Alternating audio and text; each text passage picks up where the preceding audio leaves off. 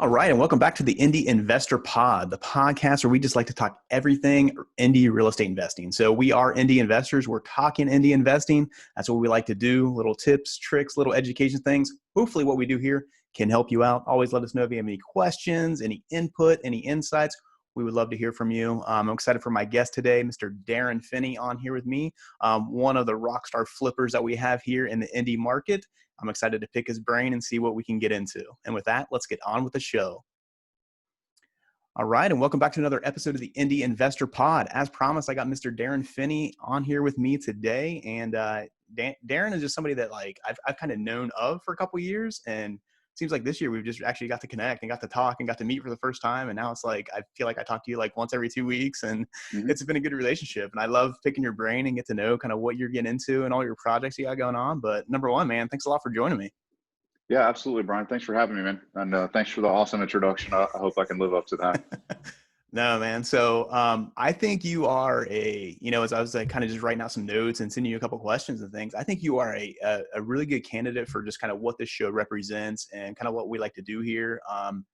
And really, I just want to kind of get into it so you fix and flip houses all around Indy. You're doing some of your own lead gen. You're buying from other people as well.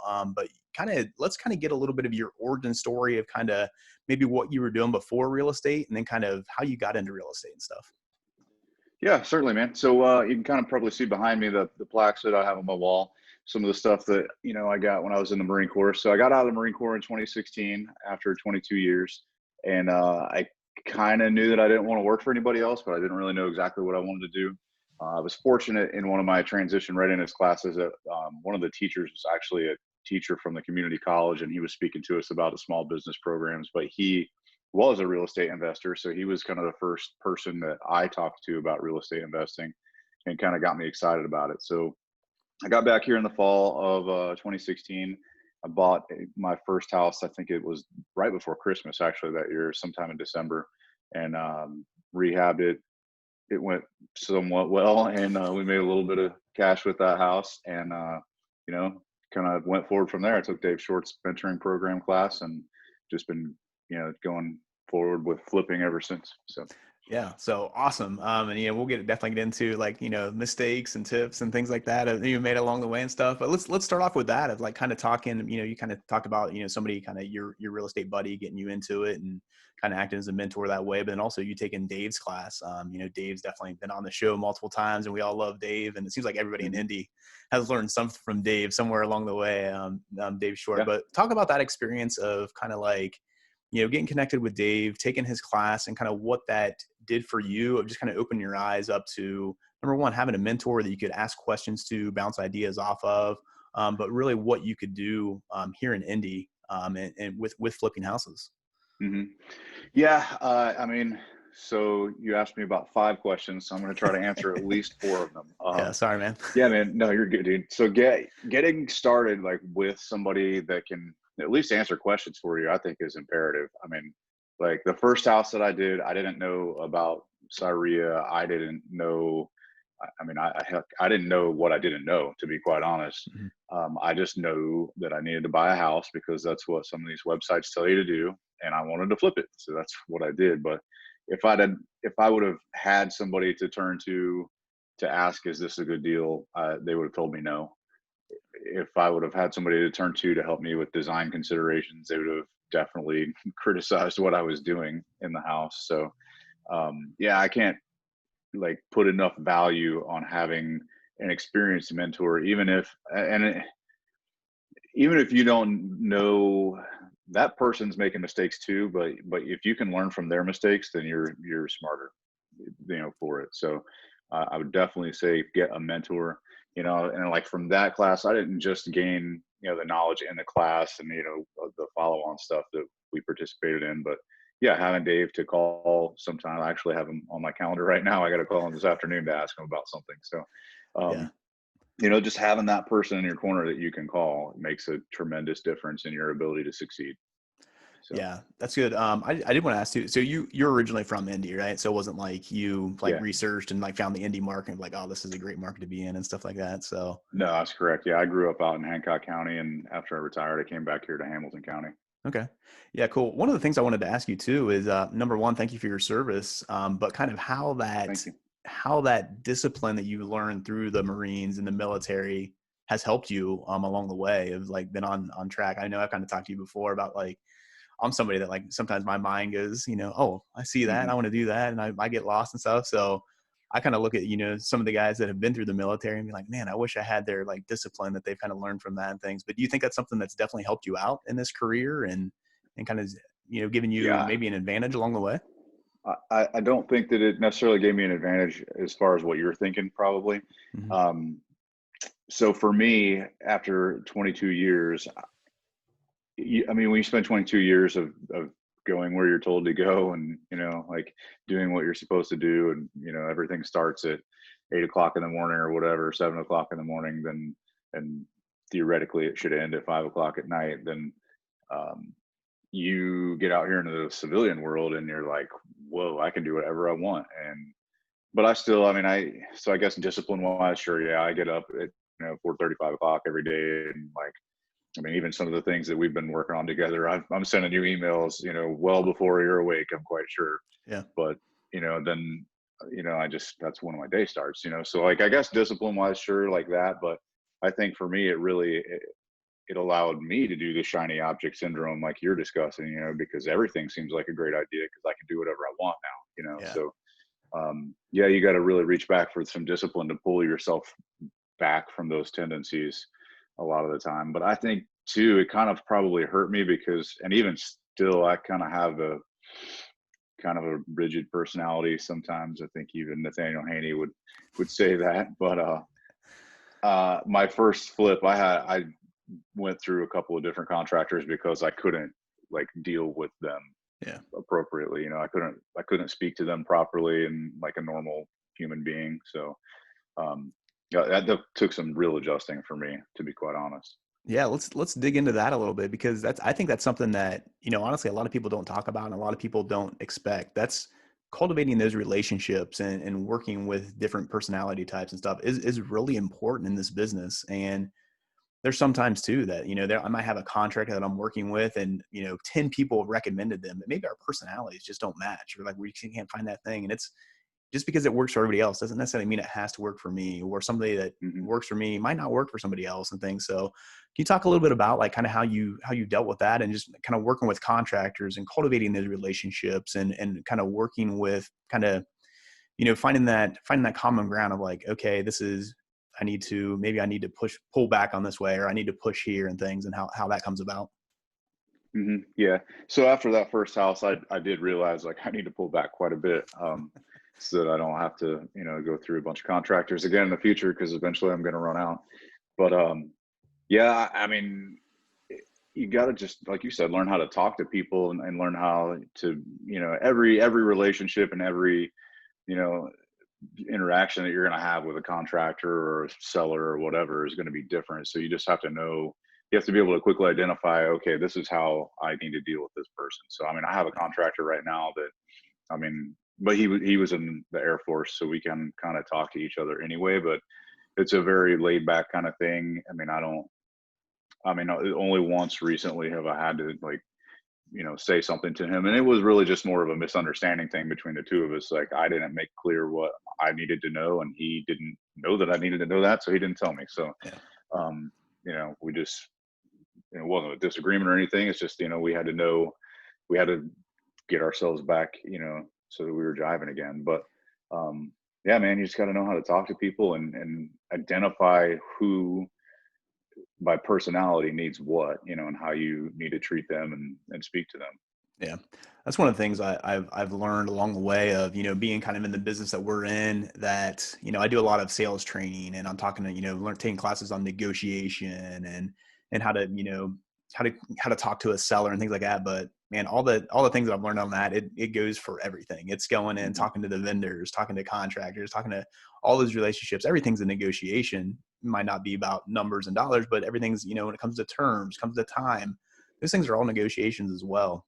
Hmm. I do want to kind of talk a little bit about maybe how, because I really I've been impressed with how you've been able to kind of turn what you do into a business, and you're kind of thinking more business minded, and you want to kind of grow that. And it's not, maybe you're not out there every day swinging a hammer as much as you were in the beginning is what you Mhm. are now. So can you kind of talk about that progression of maybe kind of from when you started to where like you were the one that was out there, doing all the little things and doing that kind of stuff to where now maybe you realize like, hey, my time is more valuable than I don't need to be out there doing this because I need to be finding that next project. I need to be interviewing another contractor and things. So kind of how that progression has come along and kind of how you've dealt with that.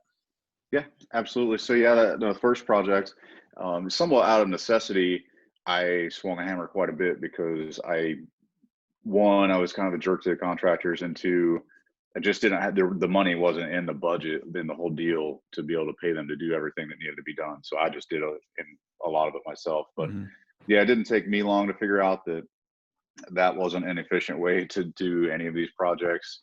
And it certainly didn't take my wife long to figure out that she didn't care for that either. So, because I was spending, I'd say that first project, I was probably, it was over on the west side. I was probably out of the house every day at like 6:30 in the morning, and I didn't come home till like 7:30. Yeah. So, yeah, she was not thrilled about that at all, and I can't blame her. So, yeah, it didn't take me long for, like I said, to figure out that my time is better served trying to find deals, whether it's from, you guys, or if it's my own marketing, however that goes. That's when I kind of started looking for general contractors, and, I didn't want to chase the contractors anymore. So that's kind of how I ended up using general contractors now. Mm-hmm.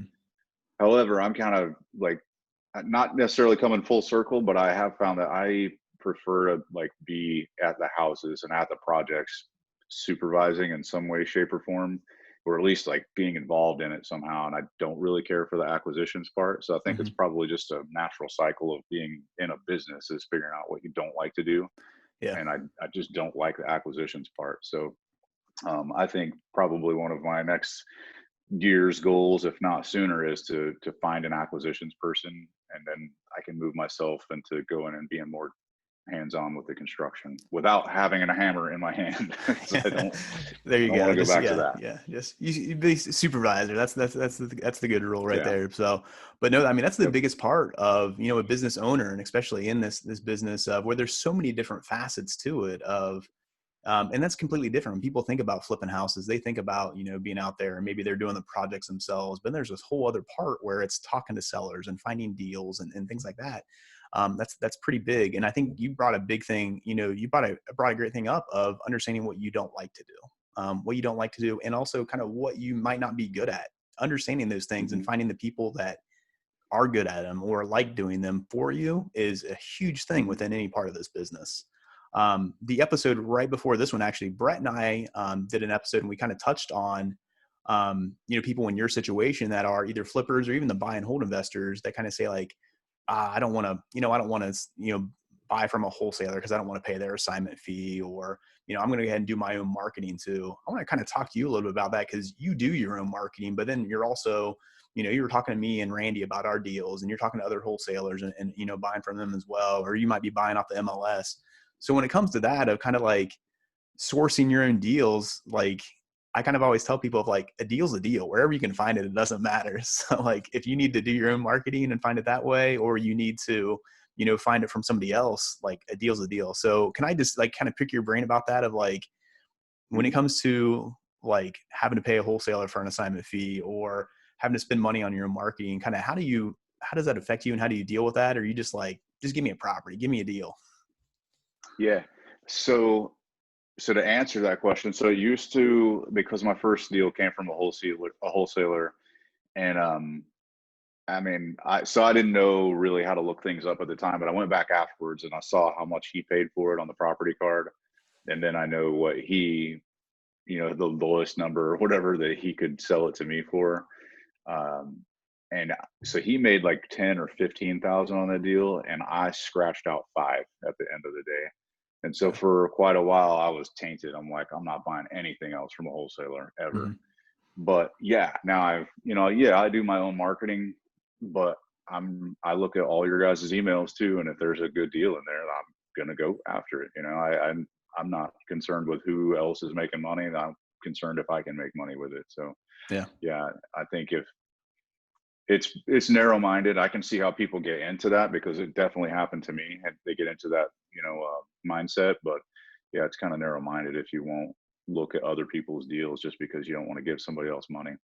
If No. the numbers make sense, the numbers make sense. Yeah, that's what it comes down to. So I'll take it. I'll take a deal from anywhere, from anyone, really, when it comes Mhm. down to it. So I do want to kind of just talk about the indie market in general, and it's kind of how the market's on fire right now, of course, and things. I feel like just properties are selling like hotcakes and things, but the Mhm. inventory's been a little bit low, and that's part of the cause of why things are selling like crazy. When it comes to a typical indie flip, though, when we're looking at maybe that's somebody that is even getting started or somebody in your position, you've done, a handful of these now. What can somebody expect from maybe that just like kind of, average or typical flip? What are some of the, like, what can somebody expect from like kind of an average spread, or how much work can they like typically kind of expect to do on a typical indie flip? Wow, that's a big question. So it's spread wise, I mean, that's like solely dependent on, what you're able to negotiate the purchase price down for, and then what you pay for the construction. So, I mean, I know our spread goes anywhere. I think we've got one going right now that I thought we were going to make about 60,000 on it, and I'm pretty sure we're going to be closer to like 35 or 30. Yeah. Then we can talk about that in the mistakes section, because I know you're going to ask me about some mistakes that I made, because that one definitely was a mistake that I made too. But it just kind of depends, man. It's again your ability to negotiate the deal, from the purchase to the construction, even to the sale. So Yeah. I mean, because you could do those first two things perfectly and then suck, at the sale. I mean, or you could have a crummy realtor that doesn't do a good job negotiating for you. So even money. I mean, maybe you're paying too much for money and you didn't account for it. So I mean, there's a lot of things that can affect your spread. But I always just kind of tell people it's whatever you're comfortable with, but you better at least leave enough margin that when you do screw up, you can still at least hopefully not lose money. Yeah. Yeah. Um, So I kind of, so I've heard a few flippers say that maybe they kind of just a general rule of thumb, maybe to go by, and you can correct me if you don't agree with this or anything. I definitely would love to hear it, but they kind of like look at it as like, hey, for every month that I'm working on that, if I can make $10,000, that's kind of where I want to be, maybe. So if I can get in and out within a month, I can make 10,000 on it. If I can get in and out within 3 months, I can make $30,000 on it. What do you think about that? that's an interesting strategy. I wouldn't turn it down. I mean, that sounds like you could potentially be getting some really good deals, but I'll be honest, I won't pull the trigger on anything unless I'm going to make 20 grand. And the Yeah. reason Okay. that I say that is because there's a lot of things that can go wrong, especially if it's a really big house. There's a lot of things that can go wrong. And then, that 20 grand can evaporate quickly. What if there's something that you uncover that's, is massively costly? Again, mistakes section. What if your realtor does a terrible job? What if you can't sell, and so the realtor does a terrible job, you can't sell the house, and you're sitting on those holding costs for months after months? And like, so for me, that 20 grand is a cushion, so I wouldn't pull the trigger unless, I mean, it could be just slightly under that, but it'd have to be a really solid deal in a really solid place. Yeah. Do you when you're looking at deals and evaluating deals, and maybe this depends on, I guess, the time of the year, how many projects you have going on, like what excites you, man? What like do you get excited about that, like going through that house and being like, oh man, okay, I can just put paint and carpet in here and get in and out of it? Or do you get excited about that ones like, oh man, I'm going to tear down this wall and I'm going to redo this and I'm going to put in maybe an addition on? Like what gets you excited, man? Yeah, it's kind of a seasonal thing, honestly. Like, earlier this year, and so I've got this really big house going right now, and it's a super cool house, and it really does excite me, but it scares me a lot too at the same time, because so many things can and are still going wrong with it. But um, so that's exciting, and I want to do it again. I found a couple others that I think I can get, that are similar to that house. But man, those easy ones, like anything where it's just like a vinyl village and you can just paint and carpet and list it, like that's so easy. Too good to pass up, huh?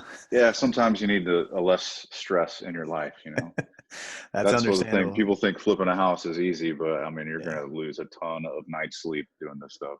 Yeah. So, I mean, let's talk about that then. That's a good point. I like that. Cause actually I just had this conversation with somebody the other day. I'm just like, man, what keeps you up at night? What are those things that when you're in the middle of a project that you're just like, I'm going to lose, like, you just know, like, oh man, I'm going to lose Hmm. sleep because I'm thinking about like, let's see, did that did they do the electric right? Or man, what can go, I just bought this one. What could go wrong with it? Like, what are some of those things that, man, that they will just keep you up at night when you're in the middle of that flip?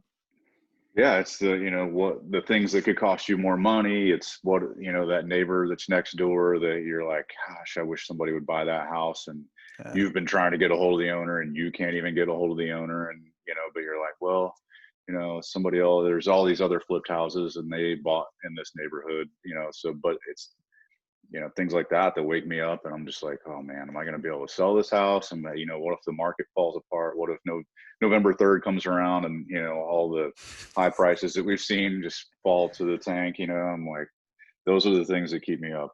Yeah. Because that could destroy you, honestly. Yeah. 100%, man. So I want to talk a little bit about, let's get into maybe just you touched on it, so let's go ahead and hit that now. Like just some of those mistakes. So what are some of those things that maybe some of those mistakes that you've made along the way that you've learned from, and you just feel like, hey, yep, I'm not going to do this again, or okay, this is going to help me out. But some of those things that you can maybe put out there for people that are kind of in that boat of they're just starting to flip, or they, maybe they've done a few and they're getting, heavier into the flip market here in Indy. That some of those mistakes that you've learned from that can maybe help somebody out that's listening to the show. Yeah, for sure, man. So like, I told you one earlier and I could talk on that one too, but so the one that kept me up and not so much last night, but over the weekend and tail end of last week. So I bought a house a couple months ago. Well, it was about a month ago. And in the process, so the lady was moving to Texas and, so I had plenty of time really to do my due diligence on the house, but I had 2 other projects going and marketing and whatever else. So I called one of my friends who's an inspector and he was on vacation. So, I was like, okay, well, I'll hit him up when he gets back. I got plenty of time, no big deal.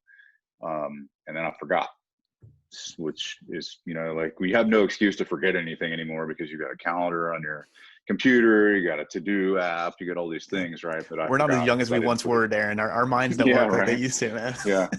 So I didn't put it anywhere. I forgot to have the house inspected.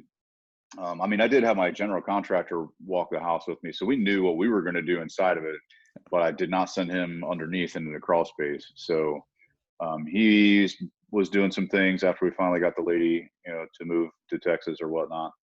And, I was like, well, maybe you should go in the crawl space and check it out and see what's going on down there. So he goes under there and he just sends me pictures of like broken floor joists and all this crazy stuff. And I'm like, oh God, this is going to be terrible. So it is terrible. It's going to be, an $11,000 hit to the budget that we weren't counting on at all. So, but you know what? Completely my fault. I just got busy and forgot about it. And that's the kind of stuff that you can't do. You know? So, but again, we're going to make a ton of money on the house. So I'm fine with it. Yeah, that's awesome. So one of the typical questions I get from a lot of investors, especially some out-of-state investors, are just things in Indiana, Indianapolis specific on, things that are going on with crawl spaces or basements or, hey, I'm only going to look at things that are on a slab or, things like that. When it comes to, what's underneath the houses here in Indianapolis, what are some things that people have to, kind of be on the lookout for? What can they expect? Do you have any tips on that for them? Mm-hmm. Yeah, you can expect mold most of the time. Like, unless there's a vapor barrier under there and a good sump pump and system and all that business, like you can probably expect mold. You can expect rotten wood. I think in that house, we got lucky and like the rim joists and everything are okay. It's just that, it's moldy and broken underneath there, but there's nothing rotten that we need to like lift the house off of it and start replacing things. But yeah, that kind of stuff. And it's all over, especially some of those older houses. I haven't done any like Bates Hendricks houses myself, but my general contractor has, and like he's constantly warning me every time I go down there to look at a house about like, things in the basements and stuff because they're just so wet and so rotten and termites and everything down there. So, this house that we're doing is on the north side. It's 110, I think, years old. So, but it had, no problems like that on the north side. Nice. So as we're kind of running a little bit short here on time, I got a couple more questions for you. So, I know you talked at the beginning and, you kind of, Dave was kind of that mentor for you, as you started and you took his class and things like that. Now you are helping other people. So you are working as, working as a mentor and helping people along and answering some questions, working through Cyria to help people out through that as well. What are some of those things that maybe you, as you're working with people or you're, kind of helping people along, what are some of those things that you just, maybe the mistakes that you kind of warn people about that you see them possibly making? You're like, I wouldn't do that, but kind of do what you want. Or is there anything that pops up to you that is like, you can warn people about it? You can, kind of make them aware of things, but it's that mistake that you just kind of maybe see some of the newbies out there still doing.